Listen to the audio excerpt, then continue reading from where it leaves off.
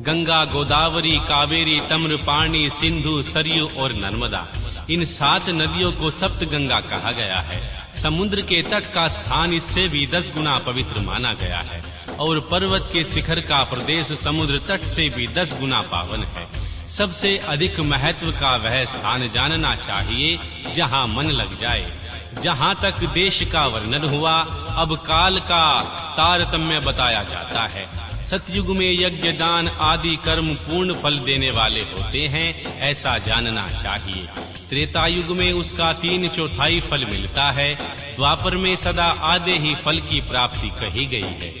कलयुग में 1/4 ही फल की प्राप्ति समझनी चाहिए और आधा कलयुग बीतने पर उस 1/4 फल में से भी 1/4 कम हो जाता है। शुद्ध अंत करने वाले पुरुष को शुद्ध एवं पवित्र दिन सम फल देने वाला होता है। विद्वान ब्राह्मणों, सूर्य संक्रांति के दिन किया हुआ सत्कर्म पूर्वोक्त शुद्ध दिन की अपेक्षा 10 गुना फल देने वाला होता है, यह जानना चाहिए।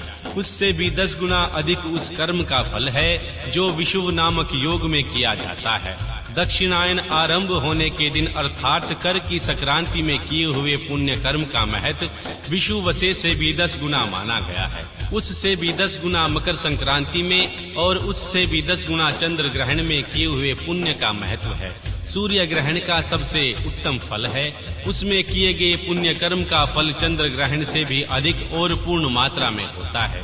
इस बात को विज्ञ पुरुष जानते हैं। जगत रूपी सूर्य का राहु रूपी विष से संयोग होता है, इसलिए सूर्य ग्रहण का समय रोग प्रदान करने वाला होता है। अर्थात उन विष की शांति के लिए उस समय स्नान, दान और तप करें। वह काल विष की शांति के लिए उपयोगी होने के कारण पुण्यप्रद माना गया है।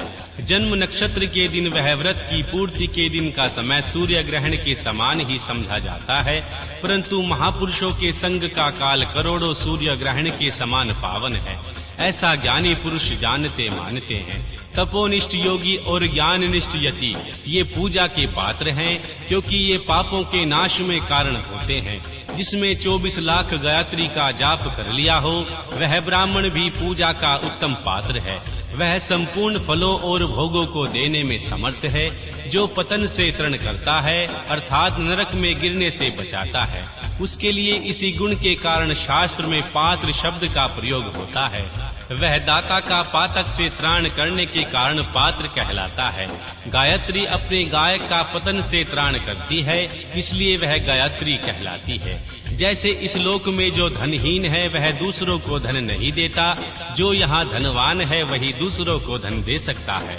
उसी तरह जो स्वयं शुद्ध और पवित्र आत्मा है वही दूसरे मनुष्यों का त्राण या उद्धार कर सकता है। जो गायत्री का जाप करके शुद्ध हो गया है वही शुद्ध ब्राह्मण कहलाता है। इसीलिए दान, तप, होम और पूजा सभी कर्मों के लिए वही शुद्ध पात्र है। ऐसा ब्राह्मण ही दान तथा रक्षा करने की पात्रता रखता है। स्त्री हो या पुरुष, जो भी भूखा हो वही अन्नदान का पात्र है। जिसको जिस वस्तु की इच्छा हो उसे वह वस्तु बिना मांगे ही दे दी जाए तो दाता को उस दान का पूरा पूरा फल प्राप्त होता है, ऐसी महर्षियों की मान्यता है। जो सवाल या याचना करने के बाद दिया गया हो वह दान आधा ही फल देने वाला बताया गया है। अपने सेवक को दिया हुआ दान 1/4 फल देने वाला होता है। विप्रवरो, जो जाति मात्र से ब्राह्मण और दीनता पूर्ण वृत्ति से जीवन बिताता है उसे दिया हुआ धन का दान दाता को इस भूतल पर 10 वर्षों तक भोग प्रदान करने वाला होता है। वही दान यदि वेदवेता ब्राह्मण को दिया जाए तो वह स्वर्ग लोक में देवताओं के वर्ष से 10 वर्षों तक दिव्य भोग देने वाला होता है। शील और उच्छल वृत्ति से लाया हुआ धन गुरु दक्षिणा में प्राप्त हुआ अन्न धन शुद्ध द्रव्य कहलाता है। उस दान का दाता को पूर्ण फल देने वाला बताया गया है। क्षत्रियों का शौर्य से कमाया हुआ, वैश्य को व्यापार से आया हुआ और शूद्रों का सेवा वृत्ति से प्राप्त किया हुआ धन भी उत्तम द्रव्य कहलाता है।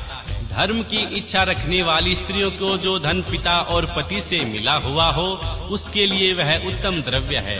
गौ आदि 12 वस्तुओं का चैत्र आदि 12 महीनों में क्रमशः दान करना चाहिए। गौ, भूमि, तिल, सुवर्ण, घी, वस्त्र, धान्य आदि, गुड़, चांदी नामक कोहड़ और कन्या, ये ही वे 12 वस्तुएं हैं। इनमें गोदान से कायिक, याचिक और मानसिक पापों का निवारण तथा कायिक आदि पुण्य कर्मों की पुष्टि होती है। ब्राह्मणों, भूमि का दान इहलोक और परलोक में प्रतिष्ठा, आश्रय को देने वाला होता है। तिल का दान बलवर्धक एवं मृत्यु का निवारण करने वाला होता है। सुवर्ण का दान जठारा अग्नि को बढ़ाने वाला तथा वीर्यदायक है। घी का दान पुष्टिकारक होता है। वस्त्र का दान आयु की वृद्धि करने वाला होता है, ऐसा जानना चाहिए। धान्य का दान अन्न की, धन की समृद्धि के कारण होता है। गुड़ का दान मधुर भोजन की प्राप्ति कराने वाला होता है। चांदी के दान से वीर्य की वृद्धि होती है। लवण का दान षड्रस भोजन की प्राप्ति कराता है। सब प्रकार का दान सारी समृद्धि की सिद्धि के लिए होता है। विज पुरुष कुष्मांड के दान को पुष्टिदायक मानते हैं। कन्या का दान आजीवन भोग देने वाला कहा गया है। ब्राह्मणों, वह लोक और परलोक में भी संपूर्ण भोगों की प्राप्ति कराने वाला होता है।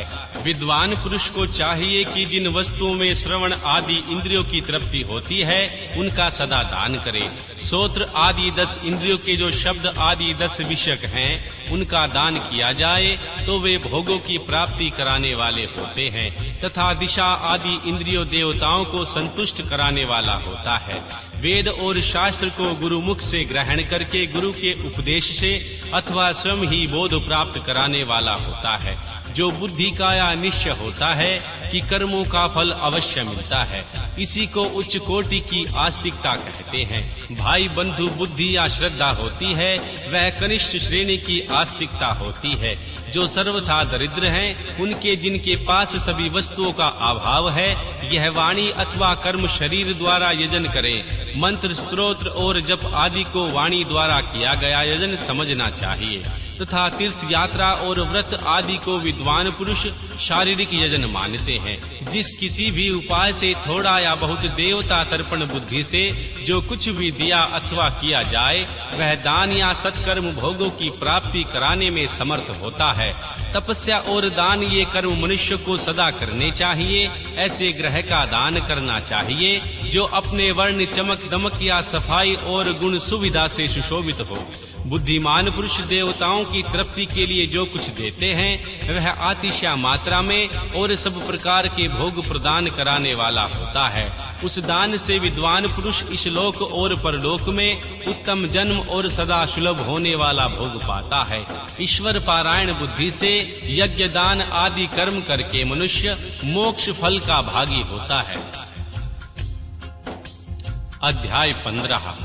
पृथ्वी आदि से निर्मित देव प्रतिमाओं के पूजन की विधि, उनके लिए नैवेद्य का विचार, पूजन के विभिन्न उपचारों का फल, विशेष मास, वार, तिथि एवं नक्षत्रों के योग में पूजन का विशेष फल तथा लिंग के वैज्ञानिक स्वरूप का विचेषण।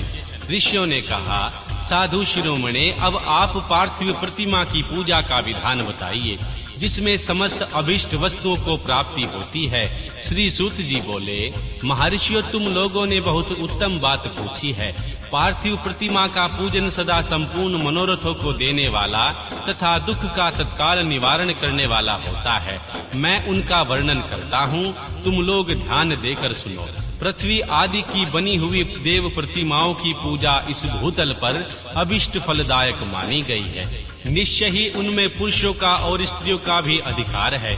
नदी, पोखरे अथवा कुएं में प्रवेश करने वाले पानी के भीतर जो मिट्टी है उसे ले आएं, फिर गंध चूर्ण के द्वारा उनका संशोधन करें और शुद्ध मंडप में रखकर उसे महीन पीसे और साने।